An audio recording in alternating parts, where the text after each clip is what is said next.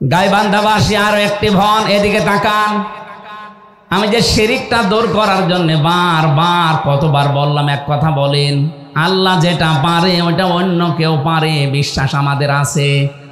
যাদের আছে ওরা শিরিক করছে, আর শিরিক করলে সেই লোকটা কি? আরো জোরে, আলা লাহুল খালকু ওয়াল আমরু তাবারাকাল্লাহু রাব্বুল আলামিন। জমিন বানিয়েছি আমি, আইন চলবে আমার, এ কথা কার? তাহলে আল্লাহ বাদে অন্য কারো আইন যারা চালাতে চায় তারা শিরিক করছে, আর শিরিক করছে ওরা মুশরিক। কি আর কি বলবো বলেন? এরপরও যদি না বোঝার ভান করে থাকেন, এরপরও মানুষের তৈরি করা আইন যারা প্রতিষ্ঠা করতে চায় তাদের পেছনে কাজ করেন, আর মুসলমান দাবি করেন নামাজ পড়ে। ভণ্ডামি করার জায়গা পান না। বাংলাদেশের ঐতিহ্যবাহী জেলা গাইবান্ধা, গোবিন্দগঞ্জ থানার অন্তর্গত নাসিরাবাদ, চেয়ারম্যান 2 নম্বর কাঁটাবাড়ি ইউনিয়ন পরিষদ, যে দায়িত্ব আল্লাহ তার মাথার উপরে দিয়েছে, এটা সততার সাথে পালন করার তৌফিক কামনা করছি, আমিন। জনাব রেজাউল করিম রফিক সাহেব এসেছেন, সাবেক চেয়ারম্যান, আমন্ত্রিত অতিথি, সম্মানিত অতিথি, আমন্ত্রিত ওলামায়ে কেরাম, যত মানুষের নাম দিয়েছেন একটা একটা করে নাম ধরে দোয়া করতে গেলে আমার আরো 20 মিনিট যাবে। আমি একবারে দোয়া করে দিলাম, ওয়ারাফা'না লাকা যিকরা। সামনে বসা মুসলমান ভাইরা, পর্দার আড়ালের সম্মানিত মা এবং বোনেরা, প্রাণপ্রিয় গাইবান্ধাবাসী, আল্লাহর দরবারে শুকরিয়া জানাচ্ছি যিনি আমাদেরকে কোরআন শোনার জন্য দিনের বেলায় হাজারো কাজ সব বাদ দিয়ে এই খোলা ময়দানে বসে থাকার তৌফিক এবং ধৈর্য দিয়েছেন। বলেন আলহামদুলিল্লাহ। বিশাল একটা জগদ্দল পাথর আল্লাহ আমাদের বুকের উপর থেকে সরিয়ে দিয়েছে। 1500 বছর আগে জাহিলিয়াতের পাথর আল্লাহ বিশ্বনবীর পিঠকে বাঁকা করে ফেলেছিল। ওয়াদানা আনকা ওয়িজরাক আল্লাযী আনকাযা যাহরাক। হে নবী, বিশাল একটা পাথর আপনার পিঠের উপরে ছিল, বোঝা। এটা আপনার মাজা পর্যন্ত, পিঠ পর্যন্ত বাঁকা করে ফেলেছিল। আমি এই পাথর, এই বোঝা, এটা সরিয়ে দিয়েছি, আপনাকে আমি হালকা করে দিয়েছি। এই জন্য নবীর উম্মত যারা দাবি করবে কিয়ামত পর্যন্ত এই পৃথিবীতে, তারা মানবতার বোঝা, পাথর যাই বলেন এগুলো হালকা করবে। যারা মানুষের বোঝা হালকা করে দেয়, ভার হালকা করে দেয়, তারা নবীর খাঁটি উম্মত। আর যারা মানুষকে আরো বোঝা দেয়, কষ্টের বোঝা, দুঃখের বোঝা, ঋণের বোঝা, এই মানুষগুলো নবীর উম্মতের দাবিদার হতে পারে না। আমাদের এই দেশে আমরা 15.5 বছরে দেখেছি বহু মানুষ এই জাতিকে বিভিন্ন রকমের যন্ত্রণার বোঝা, দুঃখের বোঝা, কষ্টের বোঝা, বিশেষ করে ঋণের বোঝা, অপমানের বোঝা, এগুলো দিয়েছিল যারা, তারা বড় বড় কথা বলতো। এখন আল্লাহ তাদেরকে এমন অপমান করেছে। সূরা নমলের 50 নম্বর আয়াতে আল্লাহ জানিয়েছেন, ও মাকারু মাকারাও ওয়া মাকারনা মাকারাও ওয়া হুম লা ইয়াশউরুন ফানজুর কাইফা কানা আকিবাতু মাকরিহিম। কোরআনে কারীমের এই আয়াত থেকে যেটা প্রমাণ পাওয়া যায়, এটা হযরতে সালেহ আলাইহিস সালামের জামানার ঘটনা কিছু এখানে আছে। হযরতে লূত নবী আলাইহিস সালামের কাহিনী আল্লাহ বর্ণনা করতে গিয়ে জানিয়েছেন, ওই জামানার উম্মতেরা একটা বিশেষ গুনাহ, অপরাধ, পাপে লিপ্ত হয়েছিল, তার নাম সমকামিতা। বাংলাদেশে এটা অনেকে প্রমোট করার চেষ্টায় আছে। উপদেষ্টা মণ্ডলীতে যারা আছে তাদের ভেতরেও 2-1 জন এইটাকে প্রমোট করার জন্য, প্রতিষ্ঠিত করার জন্য বিভিন্ন কায়দা কৌশল করছে। আমরা স্পষ্ট জানাচ্ছি এটা আল্লাহর নিষিদ্ধ। এটা বাংলাদেশ জামাতে ইসলামী, বিএনপি এদের নিষিদ্ধ কাজ না, এটা একেবারে সরাসরি নিষিদ্ধ কাজ। কার?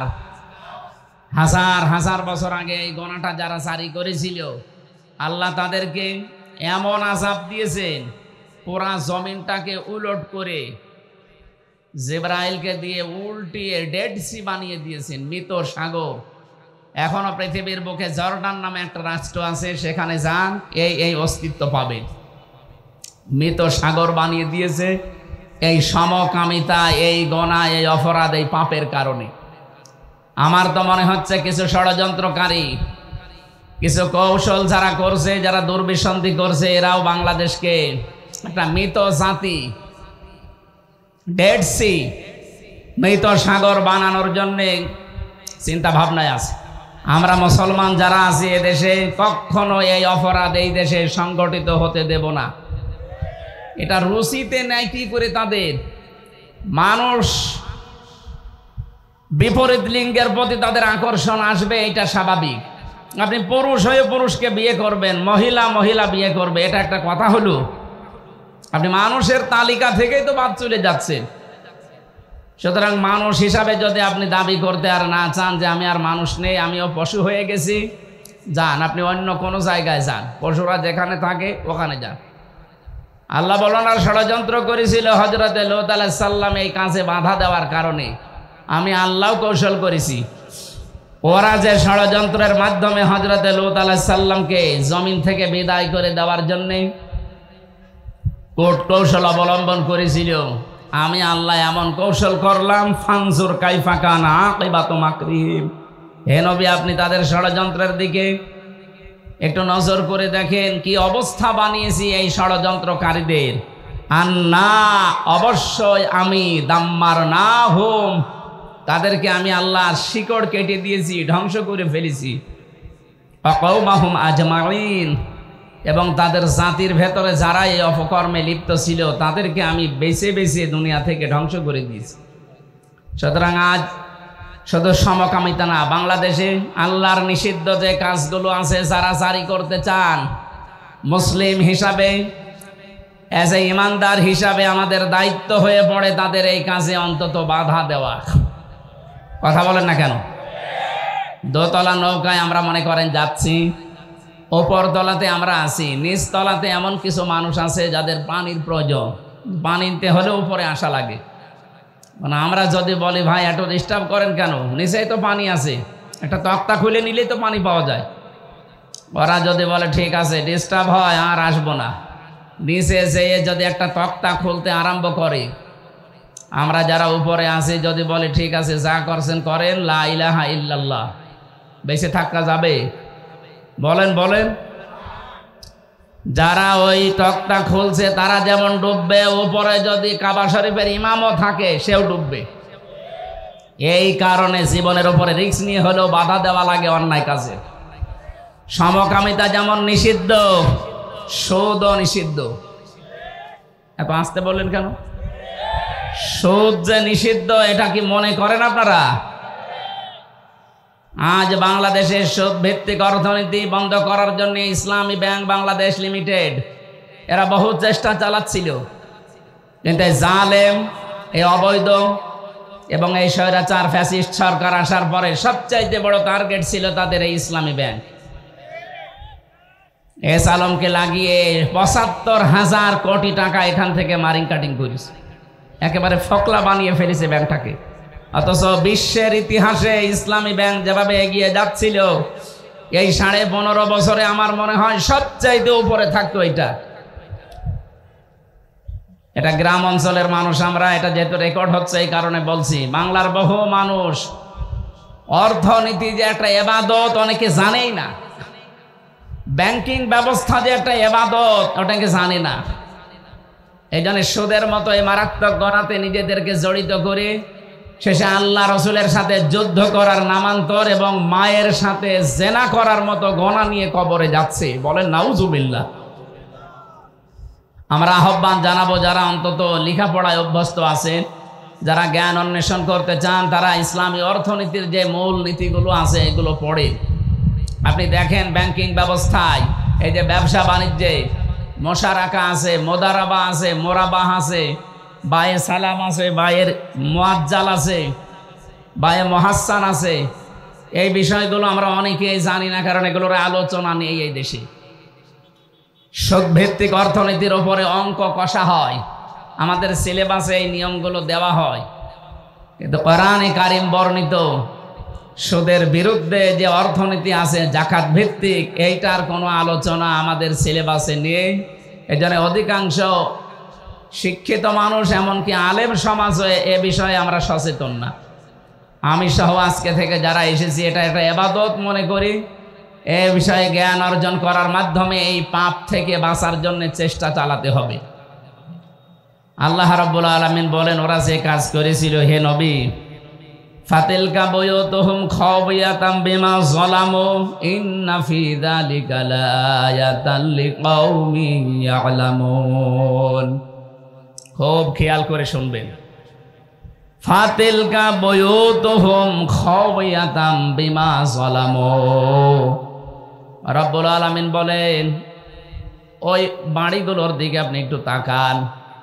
ওদের এই জুলুম, এই পাপ, এই অপরাধ, এই সীমা লঙ্ঘনের কারণে বাড়িগুলোকে আমি উজাড় গৃহ, ভূমিহীন, মানুষজনহীন, জনমানব শূন্য বিরান গৃহ বানিয়ে দিয়েছি।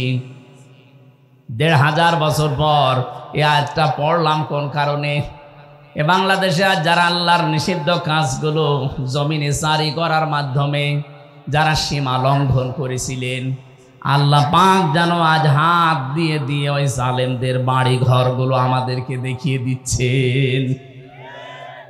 আজ তাকান, আগস্টের 5 তারিখের পরে এই বাংলাদেশের 64 জেলা, 630টা থানা, যতগুলো জায়গায় আমি গেলাম, অধিকাংশ জায়গায় জালেম যারা, জালেমদের দোসর যারা, তাদের বাড়ি ঘর পর্যন্ত আল্লাহ উজাড় গৃহ বানিয়ে দিয়েছেন। আপনি টের পাচ্ছেন না কোরআনের কথা কত বাস্তব? আমি আমার কুষ্টিয়ার কথা বলছি। মাহবুবুল আলম হানিফ কি দাপটের লোক ছিল বলেন তো? বাংলাদেশে শেখ হাসিনার পরে যদি ওবায়দুল কাদের থাকে, তারপরে হানিফ সাহেব ছিল, অথচ তার বাড়িটা আজকে বিরান গৃহ হয়ে গেছে। আমার তো মনে হচ্ছে ওটা জাতীয় টয়লেট হয়ে যাবে। হ্যাঁ, 3 মাসে যে অবস্থা, ইট খুলে খুলেও মানুষ নিয়ে চলে গেছে। কয়েকদিন আগে আপনারা দেখেছেন একটা পচা ডিম খেয়েছিল আদালতে হাসানুল হক, নুনু মিয়া, ইনু, ওর বাড়ি ঘর পর্যন্ত মানুষ। আল্লাহ এই আয়াতটা আমার মনে হচ্ছে আমাদেরকে এখন আঙ্গুল দিয়ে দেখাচ্ছে। ফাতিলকা বুয়ুতুহুম, বাইতুন না বুয়ুত, বহু বচন দিয়েছেন। হোম মানে তাদের, যারা আল্লাহর কোরআনের বিরুদ্ধে সীমা লঙ্ঘন করেছিল, যারা, আপনি দেখেন তাদের এই বাড়ি ঘরগুলো আজ কি অবস্থা তাদের জুলুমের কারণে। সারা দেশের অবস্থা এক না বিপরীত আছে? এমনকি সর্বোচ্চ জায়গা যেটা আপনি কালকে পেপারে দেখেছেন, যেখানে মানুষের কোলাহল ছিল, মানুষ একটু যেতে পারলে নিজেকে ধন্য মনে করত। অনেকে যদি জীবনে একবার গেছে, আমি দেখেছি আবেগে সোমা খেত ওই বাড়িতে, এত ভালোবাসা ছিল। অথচ 3 মাসের ব্যবধানে কি অবস্থা হয়ে গেছে বাড়ির। এখন মনে হয় ভূতও ওখানে থাকে না। কি কথা বলেন না কেন? পৃথিবীর ইতিহাস এইটাই বলে। আপনি চেঙ্গিস খানের দিকে তাকান, তার জীবনী পড়েন, হিটলারের জীবনের দিকে তাকান, কোথায় তাদের সেই দাপটের বাড়ি ঘর, যেখানে বসে বসে মানুষ হত্যা করার প্ল্যান করত। আল্লাহ বলেন খাওয়ায়াতাম বিমা যালামু, তাদের এই জুলুমের কারণে বাড়ি ঘরের অবস্থার দিকে আপনি একটু তাকান না কেন? যেখানে যেখানে মানুষ হত্যা করার প্রাণ হয়, জুলুমের কথাবার্তারা দুর্বিসন্ধি হয়, ওই জায়গাগুলো আল্লাহ অভিশপ্ত করে দেয়। আবু জেহেলের বাড়িতে যেহেতু এইগুলো হতো, এমনকি নবীকে হত্যা করার জন্য ষড়যন্ত্র করত, এই জন্য আল্লাহ আবু জেহেলের বাড়িকে ইন্টারন্যাশনাল পায়খানা বানিয়ে দিয়েছেন। কথা বলেন না কেন? পৃথিবীর ইতিহাস সত্য, এজন্য আল্লাহ ইতিহাসের কসম দিয়েছেন, ওয়ালা আসরি, ইতিহাসের কসম। পৃথিবীর অনেক কিছু অনেকে ভুলে যেতে পারে, ইতিহাস কিন্তু সব ধারণ করে রাখে। আমরা হয়তো আর 50-100 বছর পরে এখানে কেউ থাকবেন না, কিন্তু ইতিহাস কথা বলেন না কেন? ইতিহাস থাকবে, হয় আপনাকে স্মরণীয় নাই নিন্দনীয়, যে কোনো একটা করে রাখবে। আবু জেহেলের মতো এত বড় দাপটওয়ালা মানুষকে যদি আল্লাহ ঘৃণিত নিন্দিত তার বাড়ি পর্যন্ত টয়লেট বানিয়ে দিতে পারে, আজও যারা পৃথিবীতে দুর্বিসন্ধি করছেন ইসলামের বিরুদ্ধে, যারা জুলুম করছেন, যারা মানবতার বিরুদ্ধে অবস্থান নিয়েছেন, আপনি বিশ্বাস করে নিতে পারেন হয়তো এখন হয় কেউ ইতিহাস ভয়ে লিখছে না, কিন্তু সময় আসবে ইতিহাসও লেখা হবে। এই জুলমের কারণে আপনাকে যেমন ঘৃণিত নিন্দিত করে জাতির কাছে উপস্থাপন করা হবে, আপনার বসবাসের ওই বাড়ি ঘর পর্যন্ত দেখবেন বিরান হয়ে গেছে। আল্লাহ বলেন খাবিয়াতান, বিরান ভূমি বানিয়ে দিয়েছি। আপনি একটু তাকান না কেন ওইদিকে? ১৫০০ বছর আগে আয়াতটা নাযিল করে লূত আলাইহিস সালামের জামানার মানুষদের কথা আল্লাহ স্মরণ করিয়েছিলেন। আমার মনে হচ্ছে ২০২৪ সালের ৫ আগস্টের দিন থেকে আল্লাহ আমাদেরকে জানাচ্ছেন, ও বাংলার মানুষেরা একটু তাকাও, ফাতিলকা বুয়ুতুহুম। আল্লাহ যদি বাইতুন দিতেন তাহলে বাংলাদেশে শুধু একজন জালেমের বাড়ি ধ্বংস হয়ে যেত। আল্লাহ বুয়ুত দিয়েছেন, হোম দিয়েছেন। যত জালেম বাংলাদেশে ছিল, যত জালেমের সহযোগে ছিল, ডাইরেক্ট ইনডাইরেক্ট, এদের একটারও বাড়ি ঘর আপনি দেখতে পাবেন না। সব বিরান হয়ে গেছে, ওজাড় গৃহ হয়ে গেছে। আপনি তাকালেই বুঝবেন কোনোদিন মনে হয় এখানে মানুষই বাস করেনি। দিনাজপুরের একজন দাপটওয়ালা নেতা ছিল, আমি নাম নিলাম না, তার বাবার নামে মেডিকেল কলেজ পর্যন্ত বানিয়েছিল।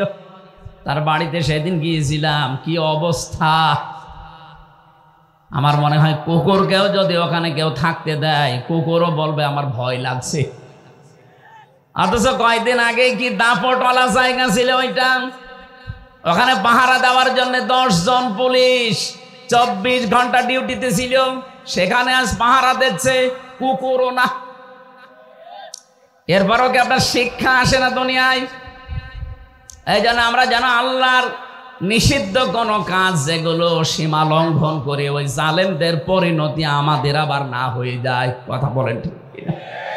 এরপরের আয়াতে আল্লাহ দিয়েছেন ওয়াং জাইনাল্লাযীনা আমানু ওয়া কানু ইয়াত্তাকুন। আর আমি নিজে বাঁচিয়ে দিয়েছি, আমি নিজে তাদেরকে উদ্ধার করেছি। কাদেরকে? যারা ঈমান এনেছিল আর যারা দুনিয়াতে তাকওয়া অবলম্বন করে চলেছিল। তাকওয়া অবলম্বন করার ঈমান আনা কি? আমরা আজকের তেলাওয়াতকৃত আয়াত থেকে তাফসীর আকারে ওইগুলো মিলাবো ইনশাআল্লাহ। জোরে বলেন ইনশাআল্লাহ। সুতরাং যাদের ঈমান থাকবে, যুগে যুগে যাদের ভেতরে তাকওয়া থাকবে, তাকওয়ার ব্যাখ্যা জন্মের পরে অনেক শুনেছেন, ওই মানধাত আমলের ব্যাখ্যা বাদ দেওয়া লাগবে।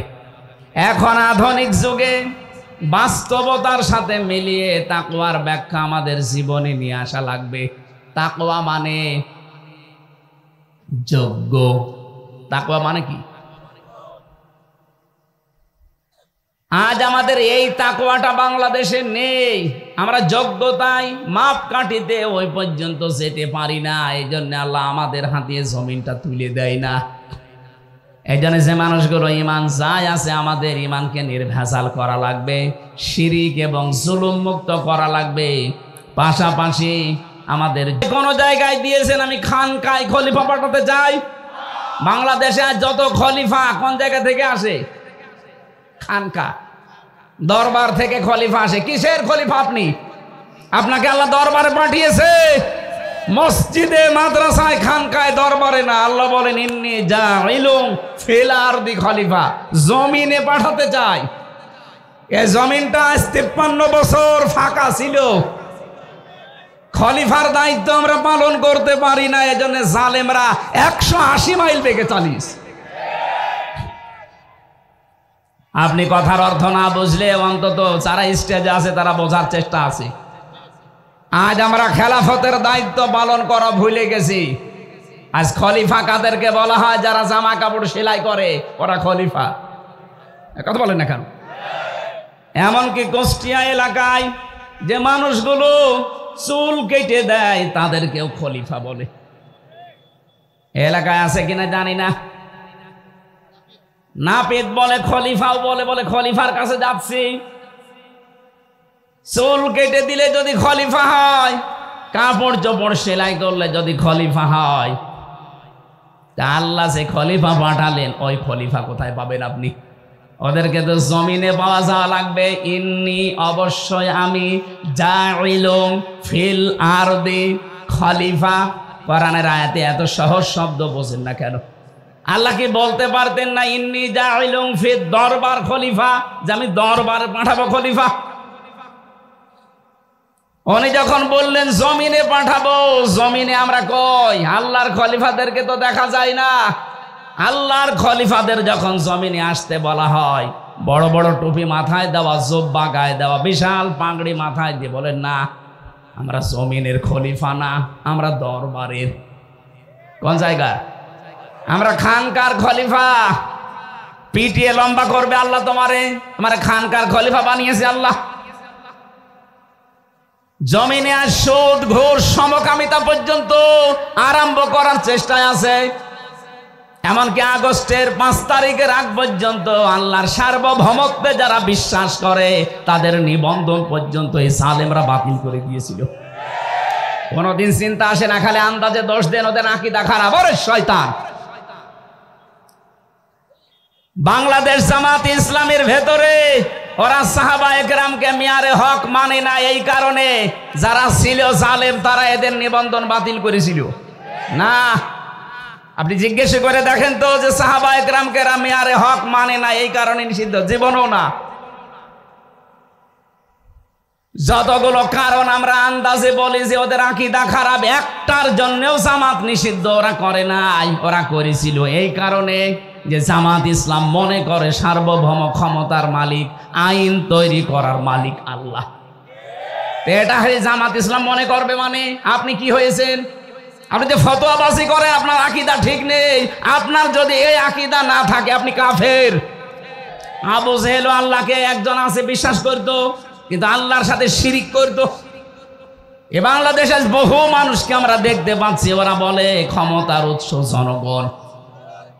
এদেশে নেই। আপনি টাটকা নির্ভেজাল মুশরিক, আপনি লিখে নেন টাটকা নির্ভেজাল মুশরিক। আপনি আপনার জুব্বা যত বড় থাক আর যত বড় দরবারের খলিফা হন, যারা ক্ষমতার উৎস জনগণ বলে এরা মুশরিক। যারা শিরিক করবে এরা কি? কথা বলেন না কেন? আন্নাল কুওয়াতা লিল্লাহি জামিআ, সব ক্ষমতার উৎস কে? কুলিল্লাহুম্মা মালিকাল মুলক, ক্ষমতার মালিক কে? এই কথাটাই তো জামাত ইসলাম বলতো। তাদের গঠনতন্ত্রে দেখেন লেখা আছে ক্ষমতার উৎস জনগণ নয়, ক্ষমতার সার্বভৌম মালিক কে? এই কারণে নিষিদ্ধ করেছিল। আপনি টের পান? আপনি আছেন ফতোয়াবাজি নিয়ে। যেদিন আপনাকেও ধরবে সেদিন ফতোয়াবাজি করার মতো আর জায়গা পাবেন না।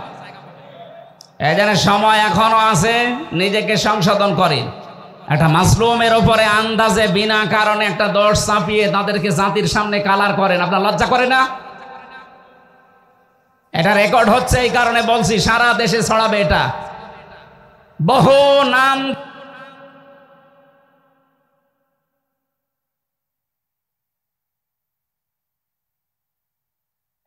এরা তো এমনিতেই মাসলুম। আপনি দেখতে পারেন না এই 5 তারিখে 2024 সালের 5 আগস্টের পর থেকে 3 মাস হয়ে গেল, একটা চাঁদাবাজির মামলা এদের নামে আছে, টেন্ডারবাজির মামলা আছে, ধর্ষণের মামলা আছে। যাদের নামে আছে তাদের তো কিছু বলতে পারেন, তারা আপনার বন্ধ হয়ে যায়। আর এরা 15.5 বছর এত জুলুম স্বীকার করো বড় যারা টিকে আছে আল্লাহর ওলি দেখার জন্য আপনি চলে যাচ্ছেন সে চট্টগ্রামে, সিলেটে, বরিশালে। কিসের আল্লাহর ওলি দেখতে যান? বাংলাদেশে আল্লাহর ওলি ওই মানুষগুলো যারা ইমানের উপরে টিকে থাকার জন্য জীবন পর্যন্ত দিয়েছে, পিছপা হয়নি। ও আল্লাহর ওলি খুঁজেই পায় না, মনে করে বিশাল জব্বা গায়ে দিলে, আমার মতো পাগড়ি মাথায় দিলে আল্লাহর ওলি হয়ে গেছে।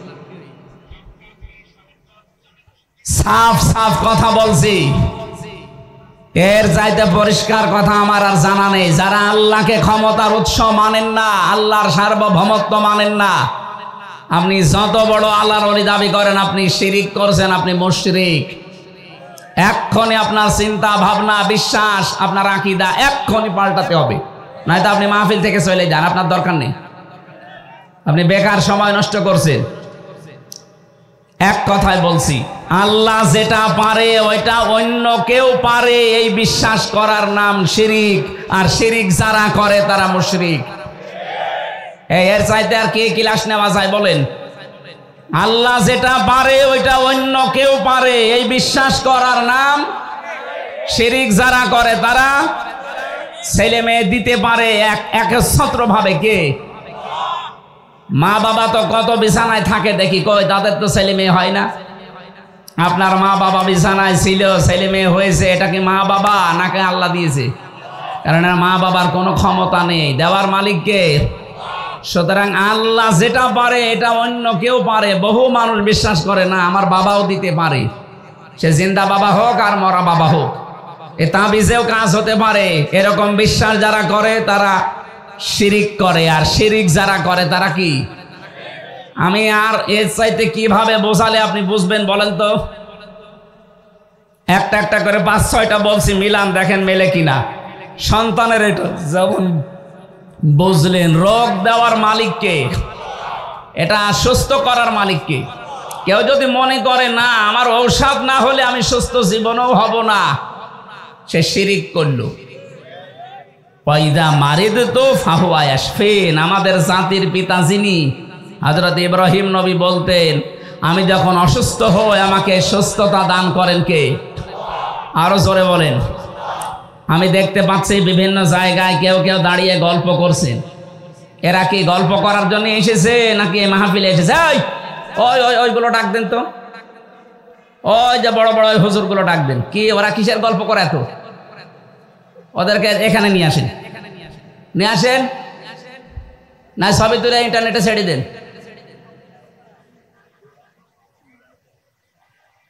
হ্যাঁ, আপনারা বাড়ি থেকে এসেছেন এই জায়গায় কোন কারণে বলেন তো? আপনি যে গল্প করছেন, আমি যত ছোট মানুষ হই আমি আপনাদের মেহমান। নবীজি বলেন আল্লাহর কিয়ামতে কেউ যদি বিশ্বাস করে সে যেন মেহমানকে সম্মান করে। আপনি আমার এই সম্মান দিচ্ছেন, আমি গলা ফাটাচ্ছি একটা জিনিস বোঝানোর জন্য, আর ও বসে বসে গল্প করছে দাঁড়িয়ে। না, আমি আপনার উপরে কিন্তু আমি এখন মুসাফির অবস্থায় আছি, মনটা খারাপ করবেন না। বসেন, যেখানে জায়গা পান বসে যান, না স্টেজে আসেন। আপনার জন্য বহু মানুষ ওইদিকে তাকিয়ে থাকছে, আপনি নিজেও শুনছেন না, মানুষকে মানুষের মন মানসিকতা ওইদিকে নিয়ে যাচ্ছে। আবার দাঁড়িয়ে আছেন কোন কারণে? আমি জানছি আবার আপনারা গল্প শুরু করবেন।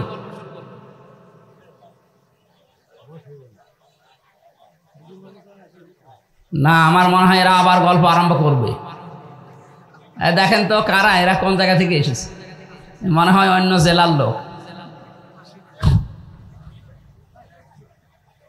না, এটা গাইবান্ধা জেলা রংপুর বিভাগের লোক, তো হাবা গোবা হবে। এরা এত চালাক, মনে হয় বগুড়ার লোক। রাজশাহী বিভাগের লোক তো চালাক আছে। আরো কিছু কিছু জায়গায় দেখছি গল্প করছে, আমার চোখ না, এটা কিন্তু রাডার। আরো 2 দল দেখতে পাচ্ছি এরা গল্প করছে। ওই যে মোটরসাইকেলের মামি বাদাম খাচ্ছে আর গল্প করছে, মনে হচ্ছে প্রেমিক প্রেমিকা। ওই যে ওই 2টা।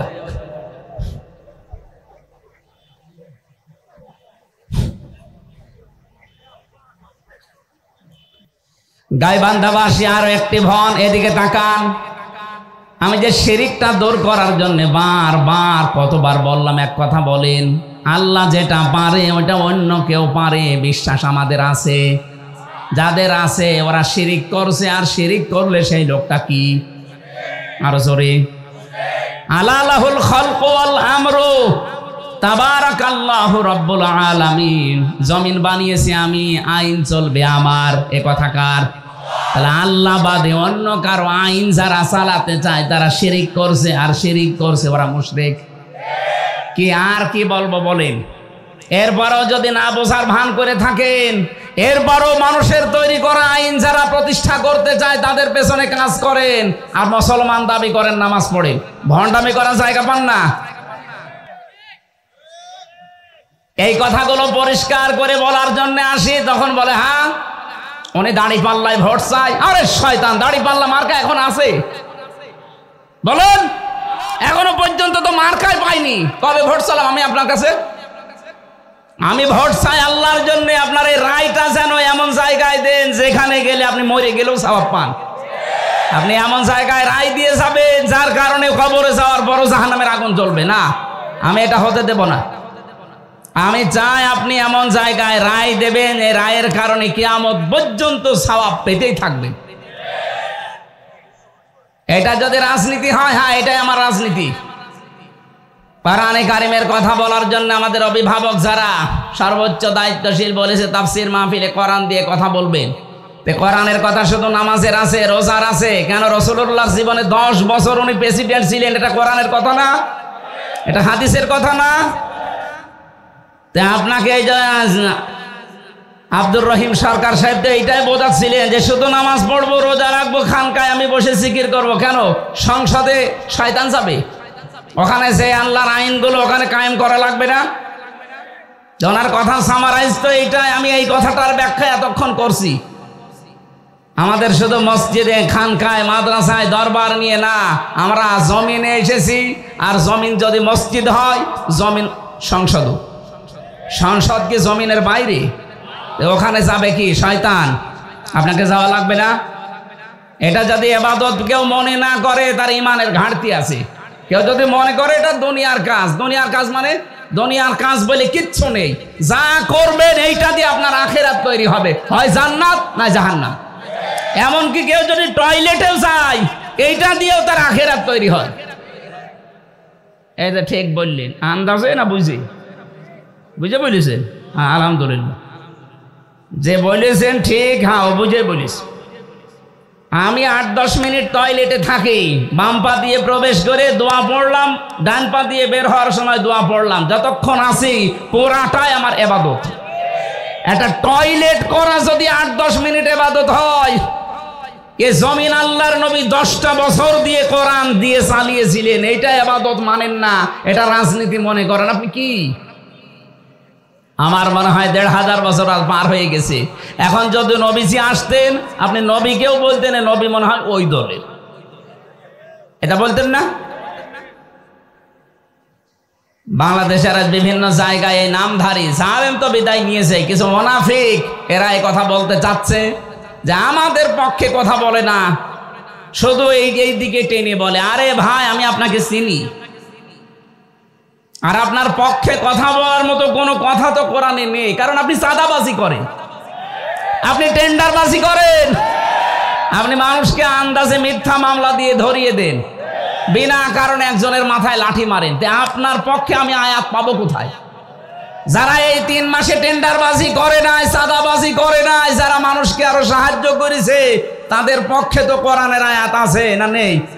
বলতে গেলে তো সেগুলোই আসবে। আপনার পক্ষে নেই, তাই আমি বলতে পারি না। আপনি নতুন কোরআন এনে দেন, আমি সেখান থেকে ব্যাখ্যা করছি। তাছাড়া এই কোরআনে আপনার পক্ষে যাওয়ার মতো কোনো কথা নেই। কারণ আপনি মানুষের তৈরি করা আইন কায়েম করতে চান। মানুষের তৈরি করা আইন যারা প্রতিষ্ঠা করতে চায়, তাদের পক্ষে কোনো আয়াত কোরআনে আছে? কাদের পক্ষে আছে? যারা আল্লাহর আইন, আল্লাহর খলিফা হয়ে জমিনে কায়েম করতে চায়। কথা বলেন না কেন?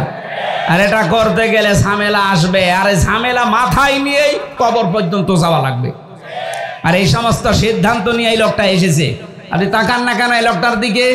এনাকে আল্লাহ যে সম্পদ দিয়েছে, ওনার যে প্রভাব প্রতিপত্তি, এই রক্ত পিচ্ছিল রাস্তায় না এসে যদি কোনো দরবারে বসে জিকির করতো, জীবনটা কেটে চলে যেত না? না আতঙ্কে থাকা লাগে এখন কোন কারণে? নিজের কারণে, আল্লাহর বিধানের কারণে। আমারও আল্লাহ যা দিয়েছে, আমার বাবার যা আছে, আমি যদি মরণ পর্যন্ত শুধু জিকির করি, আমার কোনো অসুবিধা নেই। কোন কারণে রক্ত পিচ্ছিল পথে আসা লাগবে আমার? কারণ আমি নামাজকে যেমন ইবাদত মনে করি, রমজানের রোজাকে যেভাবে ইবাদত মনে করি, এই জমিনে আল্লাহর বিধান কায়েম করা লাগবে, এটাও ইবাদত মনে করি। নামাজ পড়তে গেলে যদি বাধা দেন, আপনার খবর আছে? কথা বলে না কেন? আমি নামাজ পড়তে গেলে যদি আপনি বাধা দেন, আপনার খবর আছে না? যে আমি না, যে কেউ নামাজে বাধা যেই দেবে তার খবর আছে না নেই? রোজা রাখতে কেউ বাধা দিলে তার খবর আছে না নেই? হজ করতে যাব কেউ যদি বাধা দেয় তার খবর আছে না নেই? এ জমিনে দিন কায়েম করব যদি কেউ বাধা দেয় ঠিক নামাজের মতো তার কি আছে? এই সহজ কথা না বুঝে শুধু উল্টা দিকে নিয়ে যা, আমার বিরুদ্ধে বলে, আর তো চরিত্র আছে তোর পক্ষে বলা লাগবে। এরকম কড়া ভাষা বলার পরও যদি কারো বিবেকের ওপরে দাগ না কাটে, আমার মনে হয় ওর বিবেকের ওপরে কুকুরে পোশাক করছে। আল্লাহ আপনাদেরকে সম্মতি দিন, বলেন আমিন। আমার আজকের আলোচনার বিষয় আমি সাজিয়েছিলাম, গাড়িতে আসার সময় লিখছিলাম সুসংবাদ। বহু দুঃসংবাদ শুনেছি 15.5 বছর, এখন আমরা সুসংবাদ শুনতে চাই। আর সুসংবাদ দিতে পারে কে বলেন তো? সূরা হামিম সাজদা 54টা আয়াত আছে, মাত্র একটা আয়াত পড়েছি, 30 নাম্বার আয়াত। আল্লাহ পাক আজকের আয়াতে কিছু সুসংবাদ আমাদেরকে দিতে চাচ্ছেন। যদি আমরা সত্যি আয়াতটা মেনে নিতে পারি, বাকি জীবনে আপনি আসলেই সুসংবাদ পাবেন। জবান খুলে কোরআনের আয়াতটা আগে পড়েন। আউযু বিল্লাহি মিনাশ শাইতানির রাজিম। বিসমিল্লাহির রহমানির রহিম।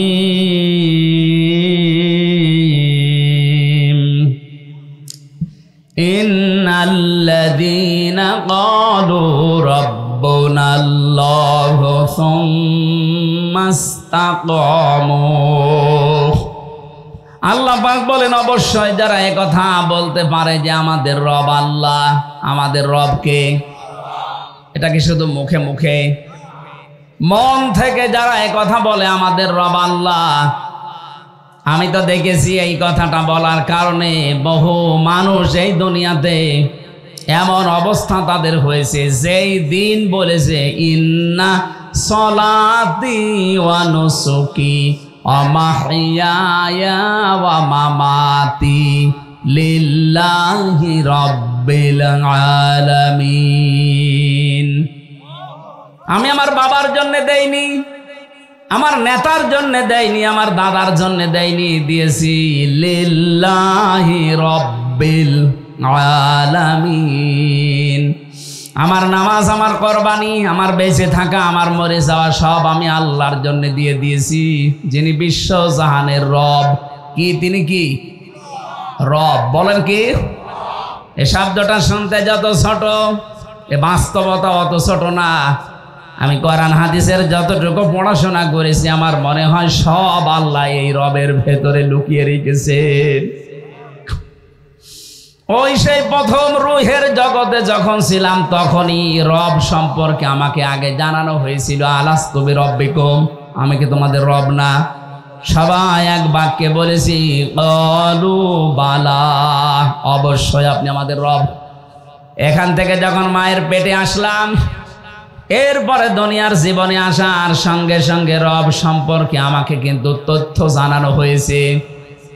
শুধু এতটুকুই শেষ না, এখান থেকে যখনই মানুষ মৃত্যুর দিকে ঢলে পড়ে, মরণের সময়ও তাকে রব সম্পর্কে জানানো হয়। মানুষ যখন মারা যায় তখনই কিন্তু রব সম্পর্কে প্রশ্ন হয়, মার রব্বুকা। কথা বলেন ঠিক কিনা? একটা একটা করে মিলিয়ে দেখবেন, জীবনের শুরু থেকে শেষ পর্যন্ত সব জায়গায় সম্পর্ক রবের সাথে। এ বিশাল জীবনের এই যে রুহের জগৎ থেকে কবরের জগৎ পর্যন্ত যাবার বিশাল জায়গা, প্রতিটি জায়গায় রব, রব আর রব। দুনিয়ার এই ছোট্ট জীবনে যারা আমরা 60, 70, 80, 90 বছর হায়াত পাই, এই হায়াতে যারা এটাই টিকে থাকতে পারবে, আমার রব আল্লাহ, সুম্মাস্তাকামু, খেলাধুলা করবে না, মজা করবে, এর উপরে টিকে থাকবে, অটল থাকবে, স্থিতিশীল থাকবে। তাতানাজ্জালু আলাইহিমুল মালাইকা, আল্লাহ পাক বলেন মানুষগুলোর বিপদে আপদে পড়লে আমি আল্লাহ ফেরেশতা নাজিল করেও সাহায্য করব। শুধু করব না, তাতানাজ্জালু মোজারে, বর্তমান ভবিষ্যৎ, প্রেজেন্ট ফিউচার, এখন যেমন করছি একজন ফেরেশতা দিয়ে না, মালাইকা বহু বছর সামনে কিয়ামত পর্যন্ত রবের উপরে যারা টিকে থাকতে পারবে তাদেরকে সাহায্য করবেন কে? আল্লাহ এতটুকু দুনিয়ায় শেষ করেননি। আবশিরু, আল্লাহ বলেন আল্লাহ তাখাফু ওয়ালা তাহজানু, তাদেরকে আমি এই কথা ফেরেশতাদেরকে দিয়ে বলাই, বলো তাদেরকে কোনো ভয় নেই, তোমাদের কোনো চিন্তা নেই। এজন্য যারা আল্লাহকে রব বলার পরে টিকে থাকতে পারে ওদের ভেতরের ভয় আল্লাহ দূর করে দেয়। আপনি দেখবেন ওরা ভয়হীন হয়ে যায়। দুনিয়ায় যত রকমের ভয় তাদেরকে দেখানো হয়, কোনো ভয় তাদেরকে কাবু করতে পারে না। 8 বছর 10 বছর আয়না ঘরের মতো জায়গায় থেকে এসে তো আমার মনে হয় তারা তাওবা করে আল্লাহকে ভুলে যাওয়ার কথা ছিল। কিন্তু তাকান ব্যারিস্টার আরমানের দিকে, আগের চাইতে ঈমান আল্লাহ তার আরো বাড়িয়ে দিয়েছে। এজন্য যারা আল্লাহকে রব বলার পরে সত্যি টিকে থাকতে পারবে এদের ভেতর থেকে ফেরেশতারা 2টা জিনিস দূর করে দেবে। আল্লাহ তাখাফু ওয়ালা তাহজানু, কোনো ভয় নেই, কোনো চিন্তা নেই। ওয়াবশিরু বিল জান্নাহ, ওই জান্নাতের সুসংবাদ গ্রহণ করেন। আল্লাযী কুনতুম তুআদুন, যার ওয়াদা আল্লাহ তোমাদের সাথে করেছেন।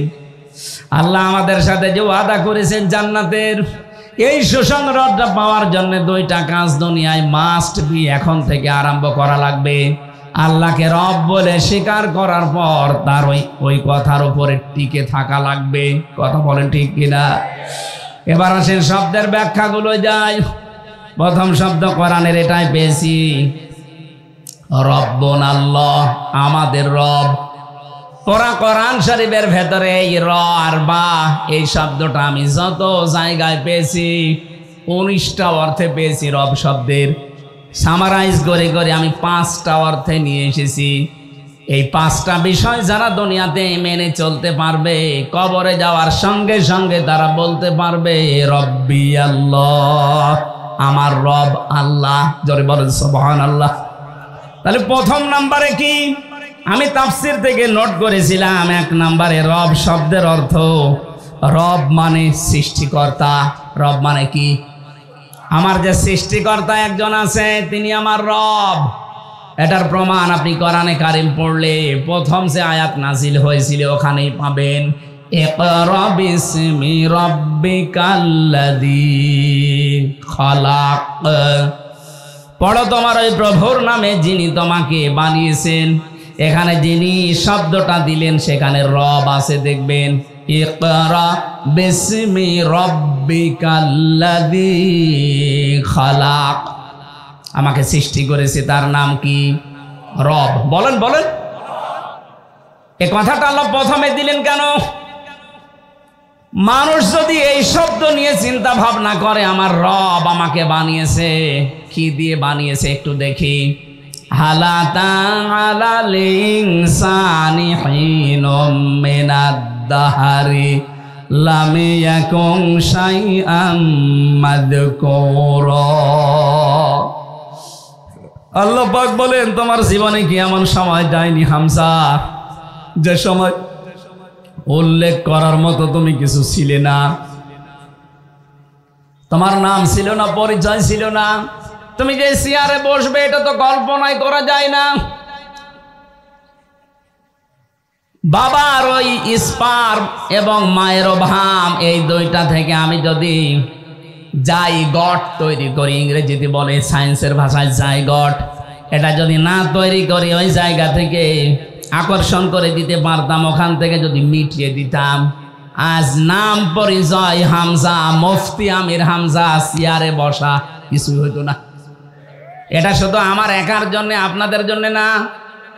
বলেন, রব মানে যারা সৃষ্টিকর্তা প্রথমে বিশ্বাস করবে তাদের প্রথম কাজ হবে তারা নত হয়ে যাবে, চিন্তা করবে আমি তো কিছুই ছিলাম না, কোথা থেকে আল্লাহ আমাকে এ পর্যন্ত নিয়ে আসলেন, আমি ব্যাখ্যায় যেতে পারছি না। 2 নম্বরে রব মানে রিজিক দাতা।